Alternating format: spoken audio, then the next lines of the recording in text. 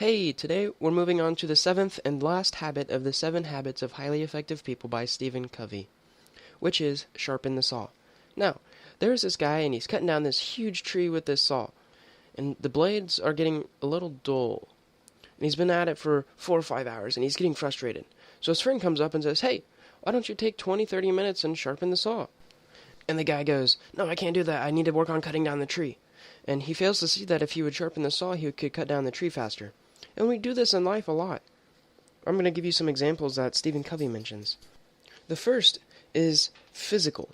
For example, a lot of times we forget to exercise, to weightlift, to do some cardio, maybe 30 minutes a day, 3 or 4 times a week. And this will benefit our health greatly, but we forget to do it. Or we rather are too lazy to do it. We don't want to do it.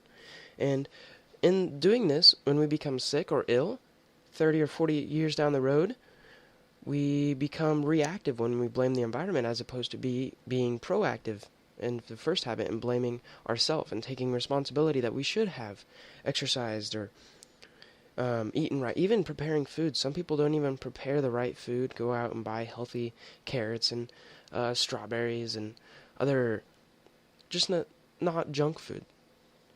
And this is an example of sharpening the saw in your physical state. Now, you can also sharpen the saw in your mental state. Examples of this would be stuff like reading or writing. You can try to read a book a week maybe. I'm actually aiming for a book a day. And writing. I don't write as often as I probably should.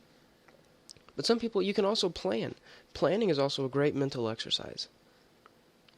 The next is emotional. And stuff like this would be services, helping your community, creating synergistic environments, and developing your relationships, your personal relationships and friendships you have with other people.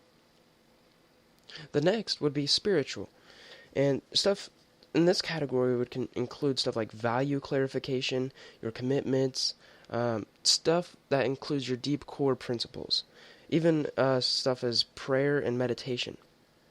David O. McKay once said, "The greatest battles of life are fought in the silent chambers of the soul." And I think that is a really interesting quote, so I put that on here. Anyways, habit 7 is sharpen the saw. If you like this video, like it.